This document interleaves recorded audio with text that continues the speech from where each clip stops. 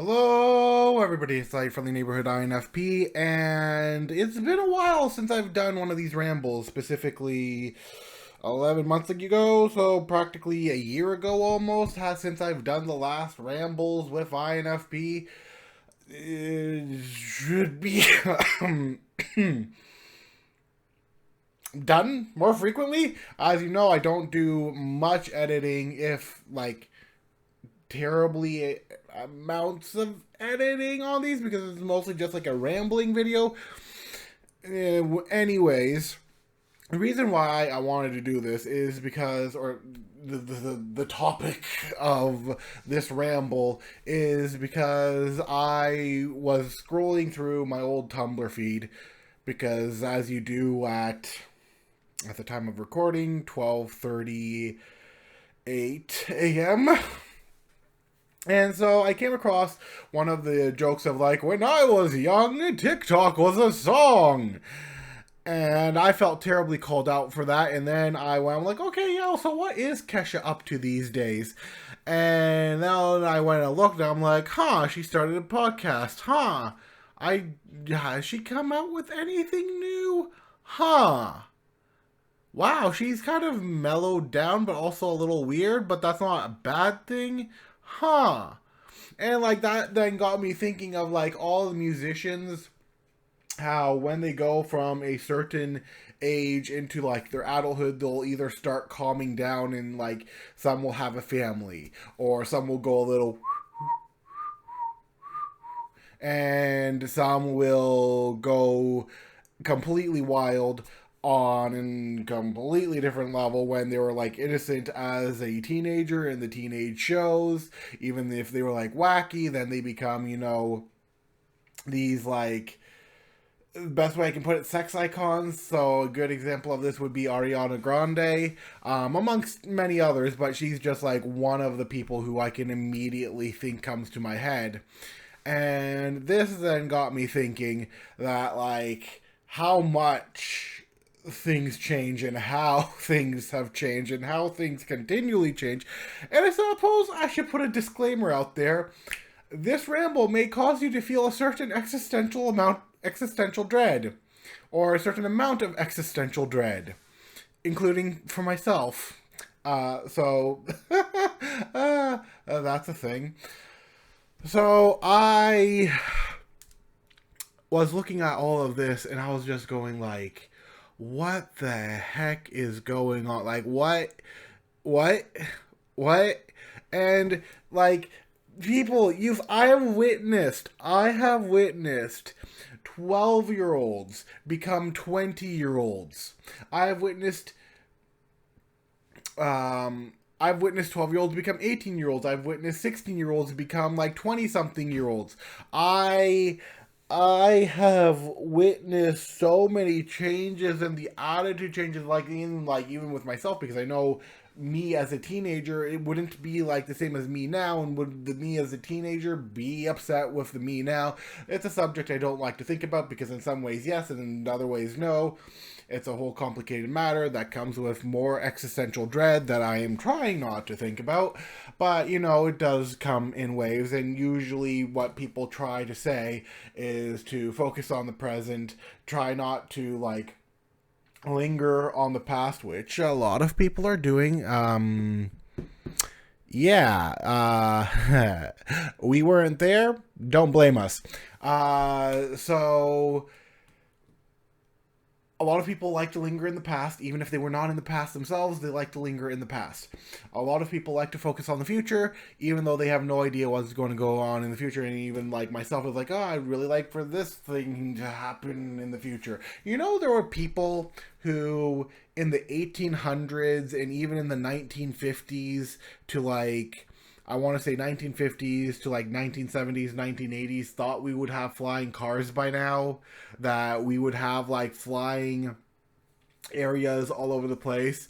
A good example of this, I think even up to the 80s, a good example of this would be Back to the Future. I think it would be would it be Back to the Future 2? I think it's Back to the Future 2, where they come up into, like, we've surpassed where Back to the Future 2 takes place. That is crazy. like everything Back to the Future 2 envisioned never happened. I wonder if he, like, whatever he did screwed up the timeline, which, you know, maybe that was like whatever he did in Back to the Future 3, and that's why things aren't the way they're supposed to be. There's a conspiracy there, I am sure.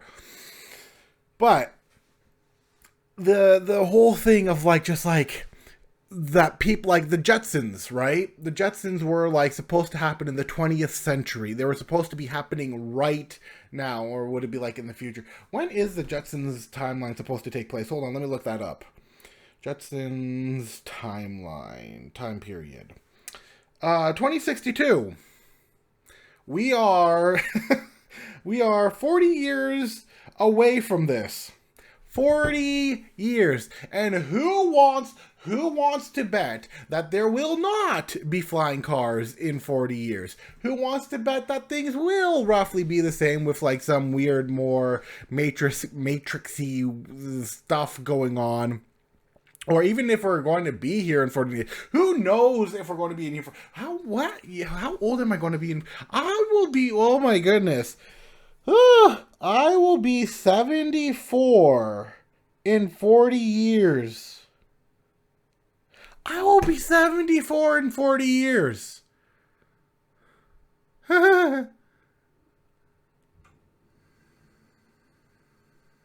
Well, that, I should not have looked that up. I should not have looked that up. I should not have looked that up.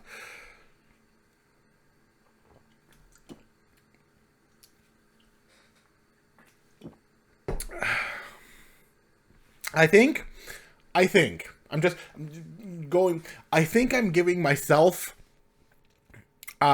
maybe more existential dread than some of you. But if I am giving some of you existential dread, I am so sorry. I am doing this just as much to myself as I'm doing it to you. And you're asking, why did you have to talk about these topics that makes us sit down and go, eesh? But I guess like that's where it's like you should just enjoy the little things in life, and then there's the like I feel like the further along I go in life, the further I relate to the book of Ecclesiastes in the Bible, because that entire thing is full of existentialism.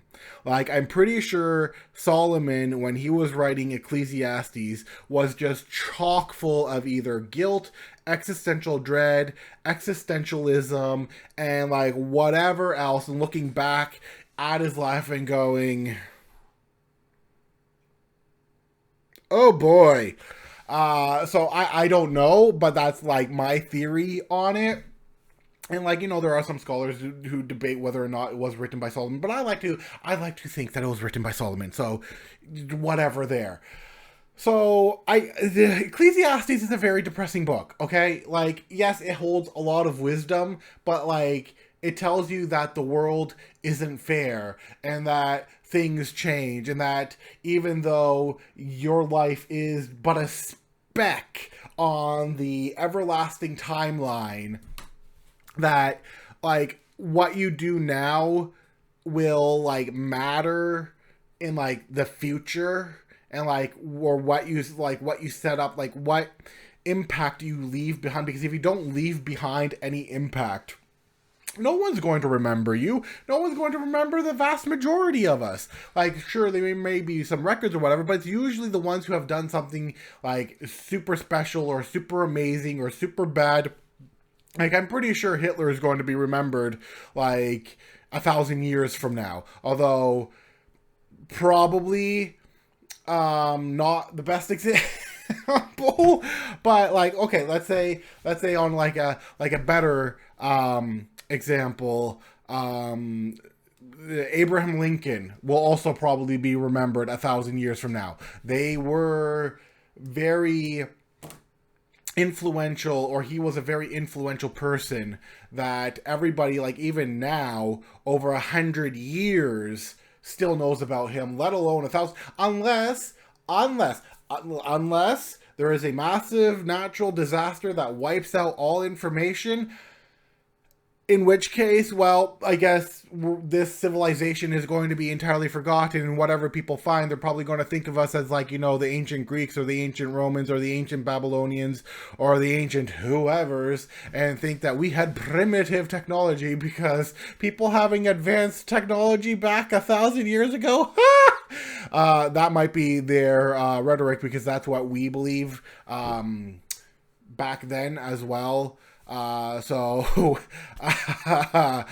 I don't know what's going to happen, because obviously I'm not going to be around in 1,000 years. Also, some empires, if, you know, a massive natural disaster doesn't wipe out all information on the face of the planet, I am pretty sure that, or, you know, if, like, revelations come true from, like, the Bible, or anyways, in the regards of, like, 1,000 years coming to fruition, if it is in the case of no massive natural disasters hit and, like, cause, yeah, obviously there's going to be some people who are remembered, because I'd like to think that, like, a person like Mr. Beast would be remembered because of like, a lot of the stuff that he's doing.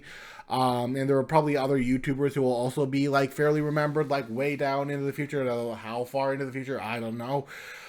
But then you got, like the empires, like the people who set up their empires now, like business empires or like their households or whatever. Those might grow into some becoming either really big or fizzling out, because in the past, there is a lot of businesses and things that used to exist that do not exist now, that have fizzled out, that we do not even know about. Some of them we do know about, some of them we don't know about, but, like, it is just, like, insane to think about, like, how everything is changing and in which way things are changing, for better or for worse, granted. But, like,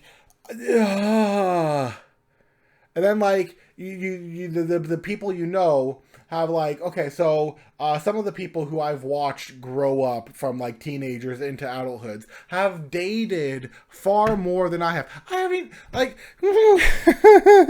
I feel like I'm going through the 5 stages of denial right now, except I'm not, or am I? Because I'm already accepting all of this is happening, and I'm just in a state of just existentialism.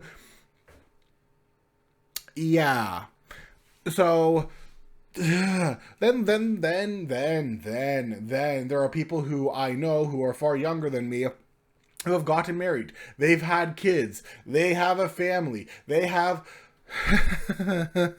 and you look at it and you're like, what am I doing with my life? And I'm pretty sure I know all of you are feeling the same way in some of the cases. Not necessarily that you're comparing yourself to those people, although I'm pretty sure some of you are comparing to those people and wish that you were in that situation, because I have often wished I was in such situations. But, you know, that is envy and, like, covetousness and all of that, and I go back and look, okay, well, that's their life and this is my life, and completely different circumstances, and so on and so forth. And then, of course, you know, there are, like, people like a year older than me who have, like, done, like, in my opinion, crazier things than me. And then, you know what was crazy? Is that when I told a person how much I have moved, that they had considered I had done a lot with my life.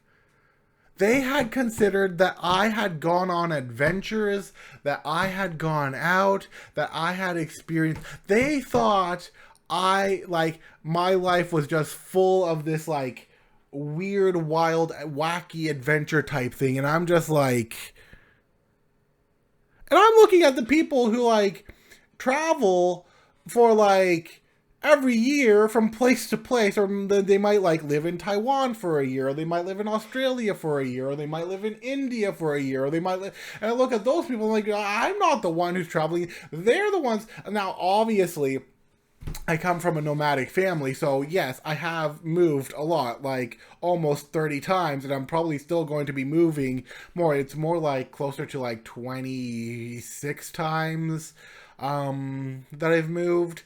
I think that's what I counted up to, was like 26 times total that I have moved around there. Around there. I could be wrong. I would have to do some recalculations. But even if I did the recalculations, what's the point of doing the recalculations?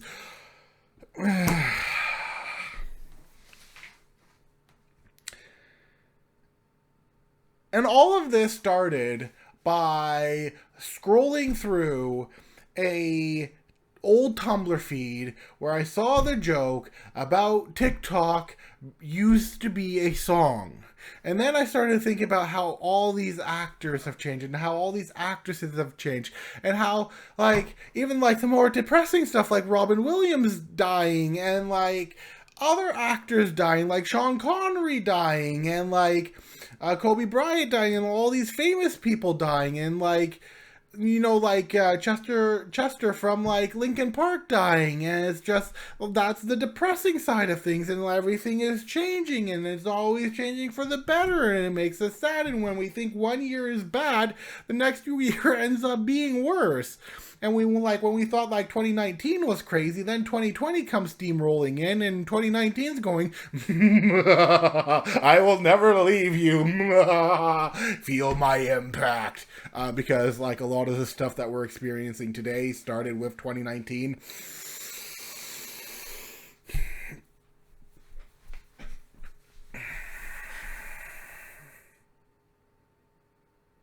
I feel like I'm going a little crazy. I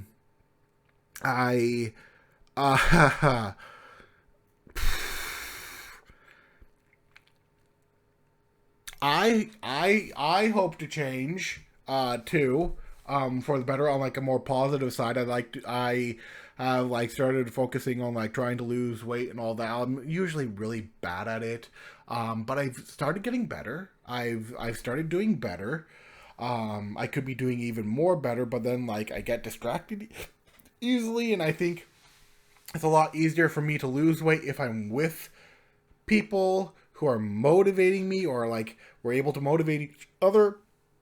And because I don't like doing some things alone, because we are social creatures, and like I'd like to be able to cosplay as like certain people. Like, for example, I mean, I could still go cosplay as some of the Fatui from Genshin Impact right now if I knew a person who was able to build those costumes together. But then there's like the cost of such things, and yeah, like, oh my goodness, like the fact, you know what blows my mind, like going back on the whole, my mind is a mess right now, obviously. But you know what's crazy is that I went to college in 2012. In 2012, I went to college studying culinary. I graduated in 2013 because it was only a year course. I like, this is where like hindsight is 2020 and all of that. Like, I think I started my first YouTube channel or whatever in like 2014 or 2015, but then I gave up, got rid of the channel, and then I started a new one where I kind of like talked about MLP. Then I eventually got rid of that one because I didn't really have a clear goal, and you know, just focusing on MLP wasn't, I mean, yeah, you could, yeah, one person could, but like, I'm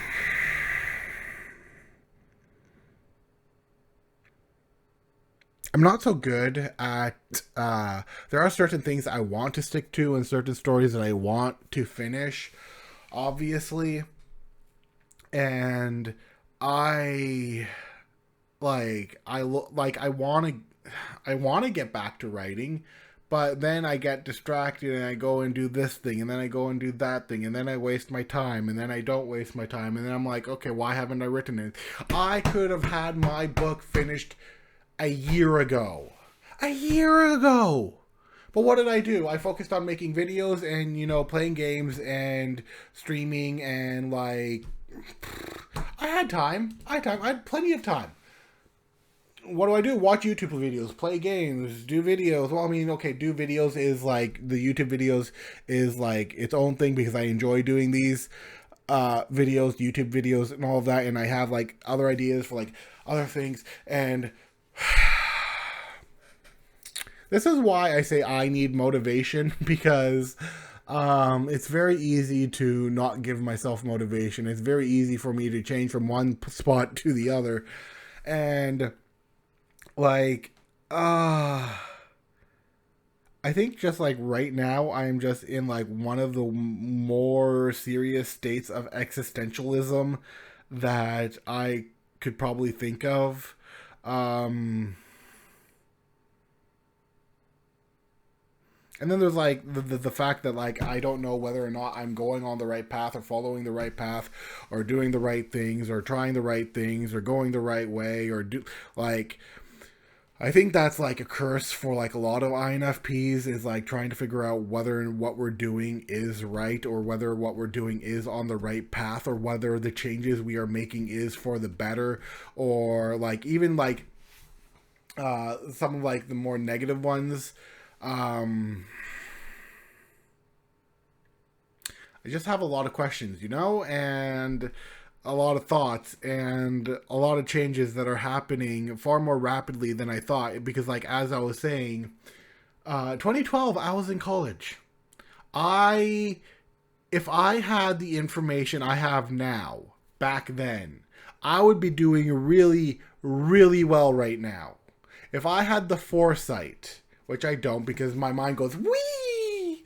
And I didn't really think about YouTube back then. Back then, I was like thinking about writing, and I was still commissioning artists and whatnot. It was only until I think 2013 or 2014 where it was suggested that I start making YouTube videos by one of the people that I commissioned, which started on one subject, and then it went on to another subject, and then like I tried to do one channel that didn't work, so I scrapped it. Because like I also enjoyed playing Elder Scrolls Online for like a while, and like all the things that I've gotten rid of, all the things that I've scrapped, all the things that like I've let go of, all the friends I once had are like now gone, and now all I have is like online friends, which isn't bad. That's what usually keeps me social and sane.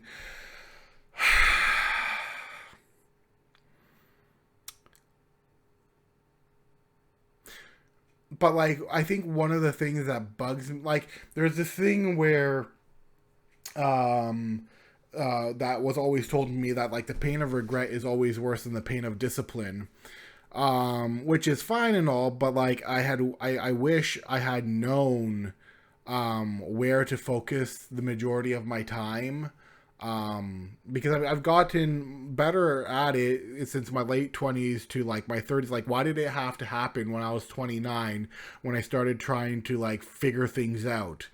It's not that I wasted my 20s. Like, I went traveling to Australia, I went to culinary school, I went and worked at restaurants at an airport, and I met like a bunch of wonderful people, and I traveled around places, and I went like here, there, and everywhere. And I went like there was a lot of lessons that I learned, so it wasn't like a total waste of time. But I had wished, because some of the time was wasted. I wish some of the time that I had used was used on the things that I know now that would have helped me now, but you never really know until it's then. And like the fact that I wanted to get married when I was 30, and like I wanted to get married when I was 18. That didn't happen. I wanted to get married when I was 25. That didn't happen. I wanted to get married when I was 30. That didn't happen.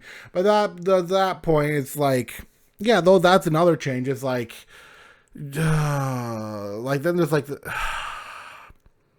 things you like look at and you're like, okay, no, I want to keep pursuing that. And then the things you're just like, okay, well, I might as well give up on this. And it is.